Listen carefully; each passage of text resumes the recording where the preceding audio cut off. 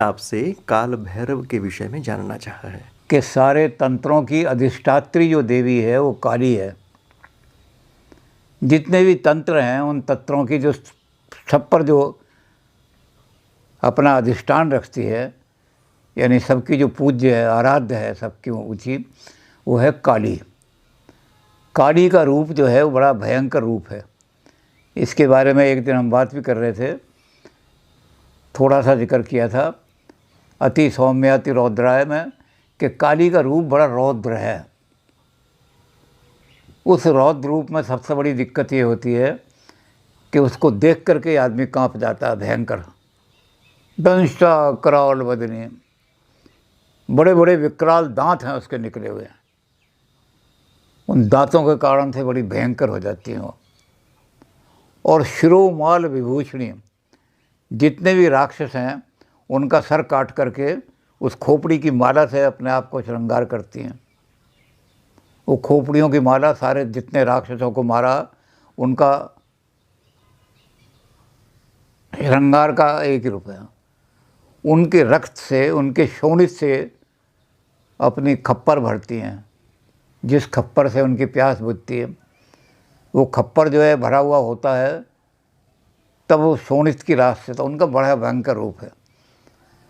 उसके बारे में दूसरी चीज़ भी देखी थी हमने कि जो तंत्रों का भयंकर रूप सिद्ध करते हैं, घोर तंत्र जिनको कहते हैं, उनमें क्या करती हैं महाकाली, ज्वाला करालम अत्य उग्रम शेषासुर सूदनम, वो अपना भयंकर त्रिशूल उठाती हैं। वैसे तो उनके सारे हाथों में हथियार हैं, शंखम, चक्र, गदा, शूल। तो शंख है एक हाथ में, एक में चक्र है, एक में गदा है, एक में शूल है। ऐसे 8 हथियार उनको लेकर के जब चलती हैं,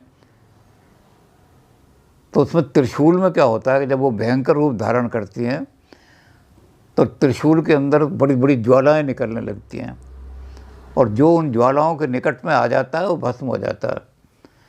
तो काली का रूप बड़ा भयंकर है, महाशक्ति हैं। इस काली के रूप को जब ये चलती हैं तो इनको धारण कौन करेगा? इतना भयंकर रूप है। तो इनके आगे आगे जो हैं हनुमान जी चलते हैं ध्वजा लेकर के। शक्ति आ रही है, बच जाओ। जिसने इसकी शरण में आना है वो इसकी शरण में आ जाओ, और जिसने शरण में नहीं आना वो अपने नाश के लिए तैयार हो जाओ। तो शक्ति की घोषणा करने वाला आदमी जो है उनको लंगुर वीर कहते हैं। तो लंगर वीर जो है आगे आगे चलता है, महाभयंकर। हनुमान जी भी अतुलित बल धामम हेम शैलावदेयम, हनुमान जी अतुलित बल धामम हैं।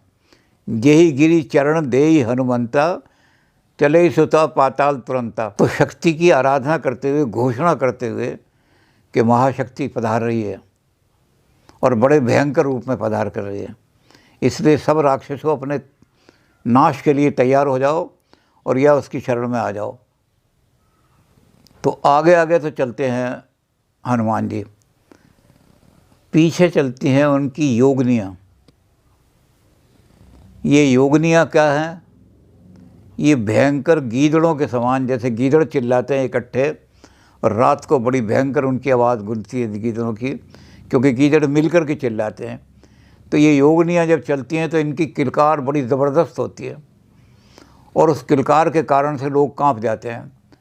तो जिन राक्षसों को ये गिराती जाती हैं, मारती जाती हैं, उनका मुंड तो ये अपने गले में डाल लेती हैं, और उनका जो शरीर है, उनके शरीर को योगनियाँ खा करके, योगनियाँ मांगती हैं, लाओ मांस, रक्तिम बलि चढ़ाओ। और जितने मरते जाते हैं राक्षस, वो योगनियाँ उनका मांस नोच नोच करके खाती जाती हैं। और उन योगियों को कंट्रोल करने वाला जो है सबसे उनके ऊपर, वो कहलाता है भैरव। संस्कृत में भैरव का मतलब होता है भयंकर, यानी जो लाशें पड़ी होती हैं और उनका खून निकलना होता है, उस खून को चूसने वाला, उस खाने वाला सारा का सारा, वो कुत्ते पर सवार होकर के आता है। कुत्ते उनकी लाशों को खाते हैं और भैरव उनके साथ साथ चलता है। तो भैरव का मतलब ये भयंकर, और इसलिए भैरव जब किलकार लगाता है तो दानवों के हृदय बहुत सारों के तो ऐसे ही खत्म हो जाते हैं। तो ये भैरव जो है ये देवी का पुत्र माना जाता है। उस भयंकर शक्ति का पुत्र जो है वो उसके साथ साथ चलता है, ताकि जो योगिनियाँ मांस खा रही हैं उनके साथ साथ उन मांस को योगिनियों को समर्पित करते जाए, उठा उठा के मांस खाओ इनको।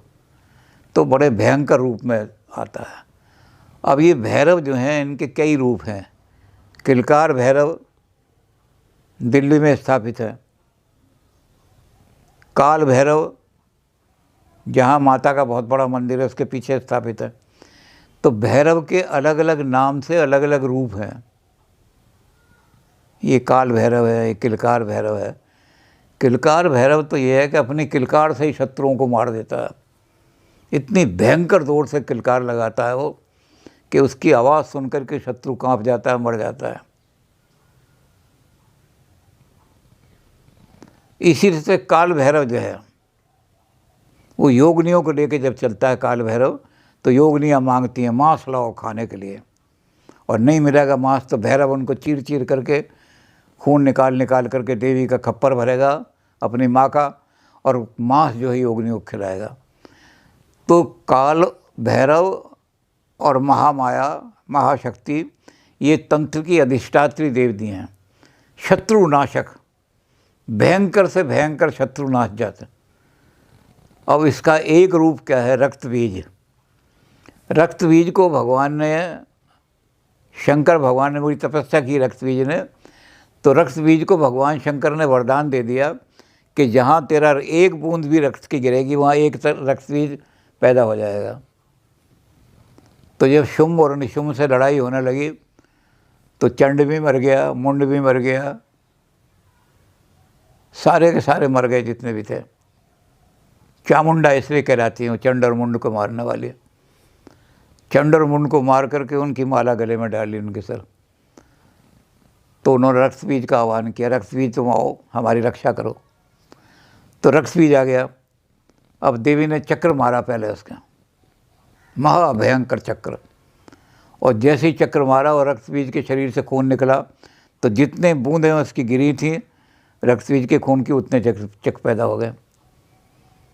और ये पृथ्वी जो है जहाँ युद्ध हो रहा था शुंभ निशुंभ का, वहाँ रक्त बीजों से भर गई सारी पृथ्वी। हिमालय की जो हिमालय की तलहटी है उसमें ये सारी देवियाँ वहीं विराजमान हैं। तो देवी को बड़ा कोप आया। देवी ने कहा मैं अपना भयंकर रूप धारण करती हूँ और अपना खप्पर निकालती हूँ। इस खप्पर को कौन भरेगा, कितने रक्त बीज पैदा हो जाओ, ये मेरा खून का खप्पर नहीं भरा जाएगा।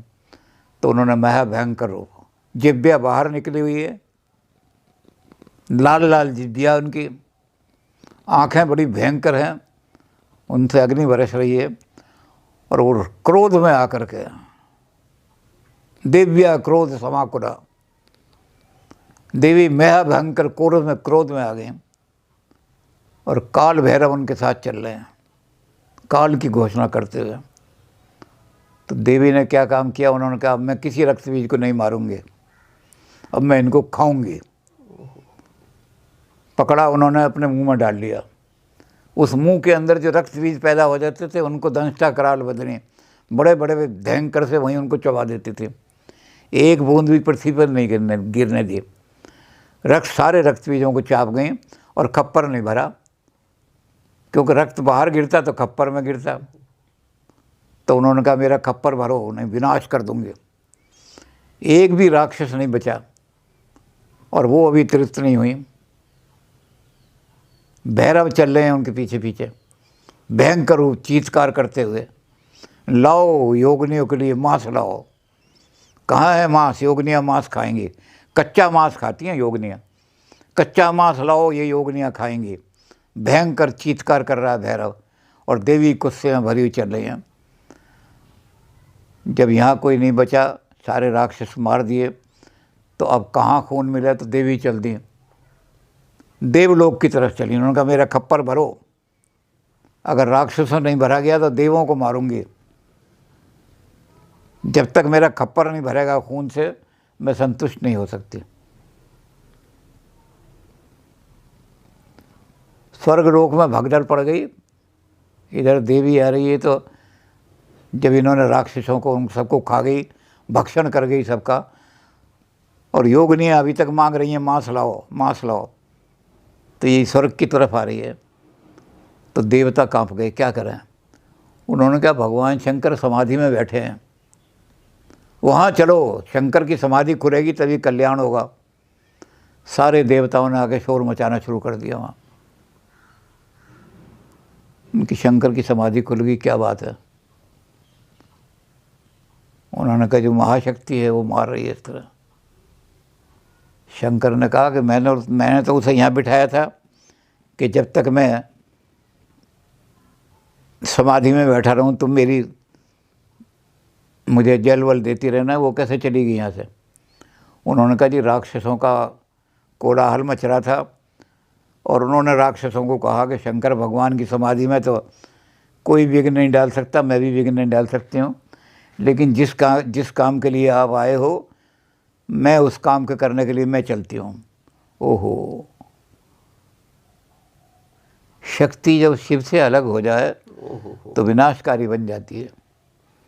शिव मैं यहाँ बैठा हुआ हूँ, शक्ति का प्रयोग तो शिव के कल्याण के लिए होना चाहिए, और मैं यहाँ शिव बैठा हुआ हूँ, और वो शक्ति, ये तो एटम की शक्ति है। एटम फट गया, अगर एटम न्यूक्लियर के चारों तरफ घूमता रहता तो उसमें से एनर्जी निकलती रहती, क्वांटम एनर्जी, तो बड़े बड़े बिजली घर चलते, कुछ बनता है। और ये क्या हुआ कि ये न्यूट्रॉन था वो रह गया वहाँ, और वो सारी इलेक्ट्रॉन अलग फट गया। इलेक्ट्रॉन फट गया तो जापान की तरह नाश कर दिया सारा, एक 20-20 किलोमीटर तक लोगों को फूंक दे गए। तो ये शक्ति शिव से अलग होकर के चली गई। पर भगवान शंकर एकदम उठे, भागे, और जब ये शक्ति जा रही थी लाओ, और भैरव चीत्कार कर रहा था योगिनियों के लिए मांस लाओ, नहीं तो मैं खा जाऊंगा। महाभयंकर है। भैरव का शब्द ही संस्कृत में जैसे बताया कि भैरव का मतलब ये भयंकर, अति भय पैदा करने वाला। तो ये काल भैरव जो है तो इतना भय पैदा कर देता है कि शत्रु इसके भय से ही मर जाते हैं।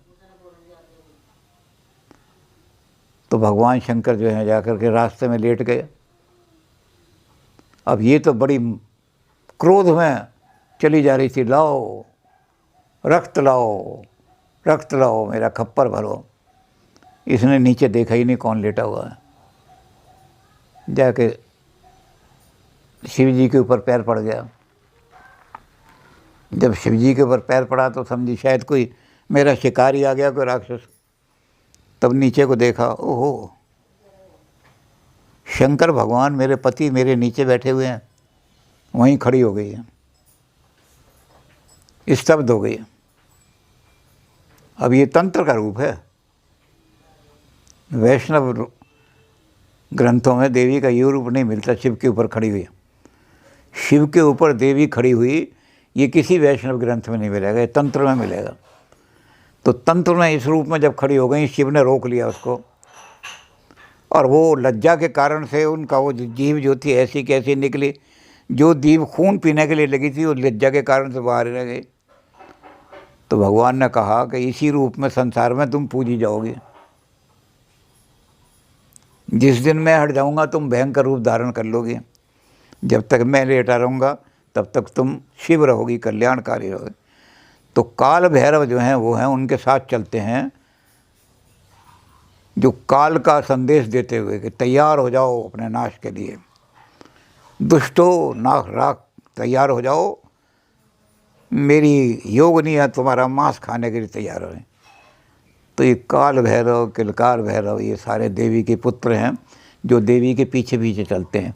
जिनको देवी मारती जाती हैं उनकी लाशों को ये खाते जाते हैं सारे के सारे।